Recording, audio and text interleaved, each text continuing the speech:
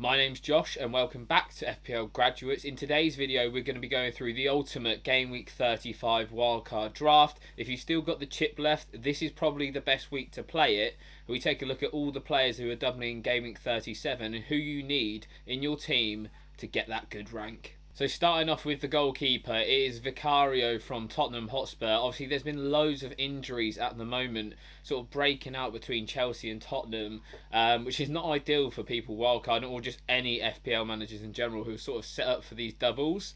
So to give you some context, Adoji has confirmed that he's out for the rest of the season. He's had surgery, so he won't be featuring. We've got Pedro Porro, who's currently flagged. Obviously no update on him yet. That press conference from Ange Postecoglou before the weekend will be really crucial to sort of giving us an idea of who's going to be playing and if he's going to be fit, because the defensive options at the moment for Spurs don't look too great without him. And then with Chelsea, we've obviously got Gusto, who I'll touch on in a moment. He's potential doubt for the Arsenal fixture. I'm recording this on Monday evening, so yeah, it's going to be an interesting one there. So Vicario's in goal. Obviously, he's got the double this week. They double again in Game Week 37, if you weren't too sure. Arsenal at home, Chelsea away. You definitely don't think they're clean sheetable fixtures. However, he does have a good chance of save points. He gets a decent amount of saves as well throughout the season. So for me, given the news on obviously Pedro Porro not necessarily being back in the squad just yet, I think he's probably the safest option if you're going for like a defensive asset of Spurs. So he's in goal. We've got Trippier up next. Again, another player who's currently flagged in FPL. He could easily be Fabian's share. One, if you can't afford this draft, and two, if he is an injury doubt. I think having some form of Newcastle defensive coverage will be important. So whether that's Shared, whether it's Burn, whether it's Trippier if he's fit. Obviously we know that Trippier does provide great attacking output, hence why he is 6.6 million. Obviously Sheffield United at home this week. He's then got Burnley next week, and then he doubles in Game Week 37. So those Newcastle fixtures are really good to end this season, and we want to target as many of them as possible. Gusto, as I mentioned, could be a doubt. Definitely a doubt for the Arsenal game on Tuesday night. We'll obviously know if he does play or not in that fixture. But for the weekend, Aston Villa away, Tottenham at home. Two big games for Chelsea as well if they're going to try and get into the chase for Europe. These are sort of the games in hand that they have on everyone else ahead of them. So yeah, Gusto for me is the best Chelsea, or second best Chelsea asset after Cole Palmer. Really good attacking data. He is a little bit fragile though. It seems like every single week that he is going to be injured. So yeah, you obviously bear in mind with that, and having some good coverage on the bench, obviously given the fact that this is sort of looking at a bench boost for Game Week 37, is really important. Then our final defender on the team is Diogo Dalot. Obviously Manchester United defensively have been woeful in recent weeks. Ideally in this sort of team I would have probably Onana in goal and then Pedro Porro in defence, but obviously if you can't stretch the funds that far, or if Pedro Porro isn't fit, I think this is the second best output. Dalot does provide decent attacking threat, nowhere near the likes of Pedro Porro, however.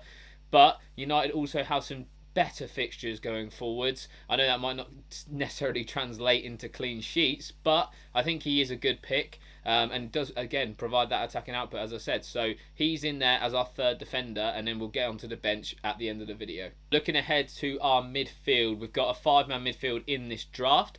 We've got Bruno Fernandes first of all. Again, United defensively haven't been great, but Bruno Fernandes has been the shining light in recent weeks. I think he's only blanked once in the last 5 game weeks for Manchester United. On penalties, he plays every single minute. He's definitely not a rotation risk like some of these assets that we're going to talk about. So for me, I think he has to be on this draft. He's got a really good fixture run, a decent double as well for Manchester United. So yeah, for me, I think he's a very nice option going forwards. Moving on to Phil Foden, obviously Nottingham Forest away. I think Manchester City in general, their assets should hopefully be, I'm not going to say it, but rotation proof going forwards. Obviously they've got nothing to fight for, barring the Premier League. Obviously they've got the FA Cup, but that is after Game Week 38. So you'd imagine that they're going to go full guns blazing for the Premier League and secure it as soon as they can.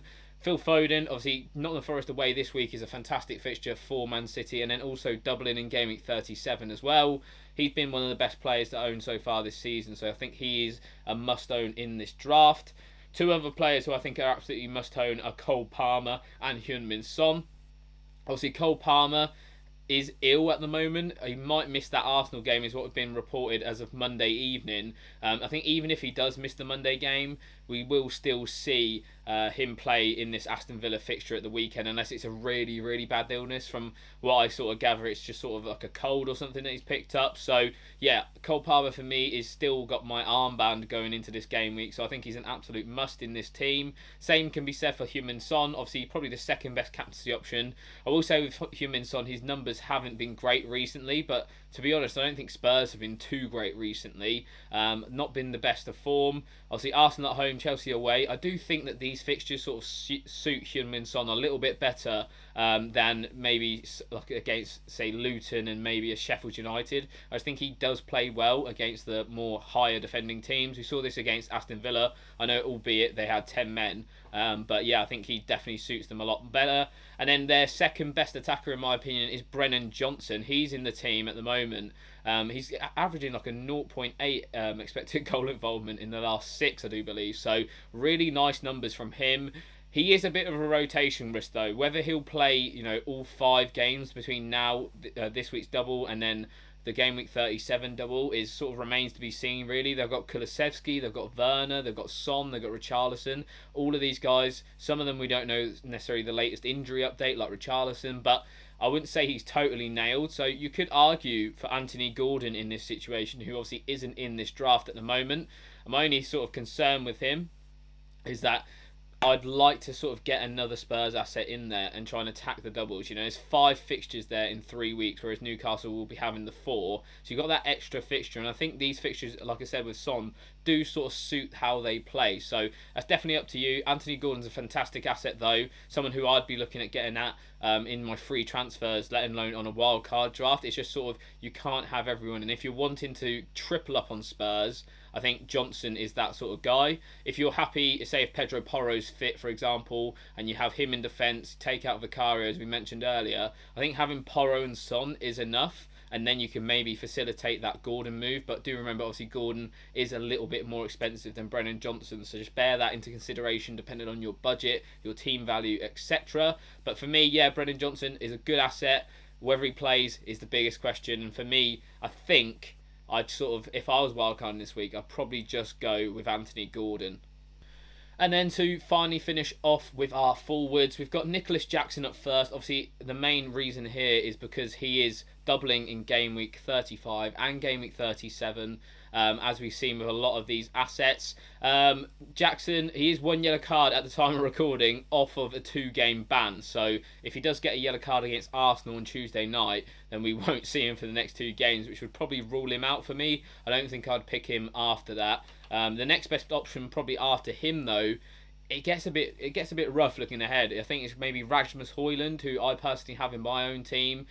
Burnley at home this week, I think, is a good fixture. He has been lacking chances again ever since he sort of got injured and has come back. He's just barely taken any shots. I mean, it is probably down to the way that Manchester United play, but I think they need to sort of get him involved again. And these sort of fixtures against the, I'd say, easier opposition, in quote marks, should hopefully help him do that. But Nicholas Jackson in general, if he doesn't get suspended, is a really nice asset. Villa away, Tottenham at home, you'd expect them to score in both games. He's been involved in loads of chances, and he's basically the Darwin Núñez of Chelsea. So if you can put yourself through the mental stress of him missing about 5 chances before he takes 1, then I think he is a really, really good asset. Partnering him is someone who doesn't need too many chances, is Alexander Isak. Sheffield United at home. We obviously discussed the Newcastle fixtures when we spoke about Trippier. He's a must-own for me. I think he's absolutely fantastic. I know Callum Wilson could be back potentially game week 36, game week 37, but I don't think he's necessarily going to start over Isak just coming back from injury. I think Isak's pretty locked in this Newcastle team. He's been so good. And yeah, I think he's probably been one of my favourite assets to own since wildcarding him in game week 31. If we take a look at our bench, there's some big hitters on this bench. Edison for starters in goal. Obviously, Forest away this week is a decent fixture, and you'd probably argue that that's a better clean sheetable fixture for Manchester City than maybe Arsenal at home and Chelsea away is for Spurs. So there's definitely an argument if you wanted to play him and sort of just sack off that double for Spurs in a defensive outright. Within Edison, the reason we've gone for him and the reason we've gone with like 2 £5 million keepers is because just the nailedness, the minute sort of area the biggest risk of Manchester City. I know he's obviously not been in the squad all the time, obviously with his injury, and Ortega's been taking his place. But I think whilst the Premier League's up for grabs, I do definitely believe that Ederson will be the first choice goalkeeper. Game week 38 as well, if you go with this sort of pairing, you're not going to need Ederson in game week 38, even if they wrap up the title by then. I think I can't remember what fixture that Man City have, but it's definitely a harder fixture than Spurs have. Spurs have Sheffield United on the last day of the season, so you'd expect to probably play Vicario in that fixture. Obviously, Erling Haaland, again, another player who's been hit with injury potentially. Obviously, he wasn't in the squad for Manchester City against Chelsea in the FA Cup semi-final at the weekend. If you sort of pay attention to other people's FPL teams, all of his family, his girlfriend, etc., have sort of transferred him out or benched him or put him last on the bench this week in FPL, meaning that we probably expect him to miss out against Brighton in game week 34. Obviously, nothing confirmed yet, but if we've seen it before when this has happened with Erling Haaland, that if his family are moving out on him, we probably should move out on him as well. So for me, even if he doesn't feature against Brighton, and maybe even if he doesn't feature against Nottingham Forest, if we know that he's going to be back for game week 36, I think he's still worth having on your wild card. As you can see, the team is absolutely stacked for game week 35. So I think missing Erling Haaland is not necessarily the worst case scenario. And obviously, if he is going to be fit and available for game week 37 in that double, you're definitely going to want him, and you're definitely probably going to want to captain him that game week too. So yeah, for me, he's a must own. It's just the case of when he will be fit. Obviously, if he's going to be out for the remainder of the season, there's no point having him. Then we're talking about a totally different wild card going on from that. And then on the other two players, obviously Van Heck. Brighton have a decent fixture this week, and they also have a decent double as well. One thing you can guarantee with that Van Heck is that he is nailed. He's played pretty much all the games for Brighton so far this season, so really nice sort of differential player at 4.1 million as well, so saves your budget when you're going for the likes of Trippier, Foden, Bruno, Son. These are some expensive assets in FPL, so you're going to need to save budget somewhere else. And then last on the bench is Gabriel to cover off that Arsenal defence.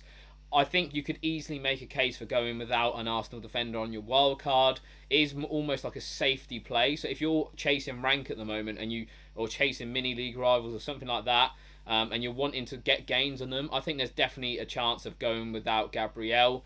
Tottenham away this week is not a great fixture for them. They then have Bournemouth at home, which I don't think is necessarily a great clean sheetable fixture. They also have Manchester United away as well. So there's a lot of tricky fixtures in and amongst their last few games in the end of the season. I know they are the best defence in the league, but we've seen in recent weeks against Aston Villa, against Bayern Munich, that this defence can concede goals. They're not, picture perfect by any means. So for me, I think it's definitely worth the risk if you're wanting to chase the upside. But Gabriel obviously doesn't just provide clean sheets, he provides great attacking threat. He's one of the best defenders this season we've seen in terms of expected goal involvement with his attacking threat from set pieces. So you've got that to weigh up as well. For me, if I was wildcarding this week, I'd probably have him included, and then I could transfer him out maybe before game week 37 to get another doubler in to bench boost in game week 37. So I'm not bench boosting with him against Manchester United away. So yeah, let me know your thoughts on this wildcard draft, and is there anyone that I've sort of missed that you would probably have?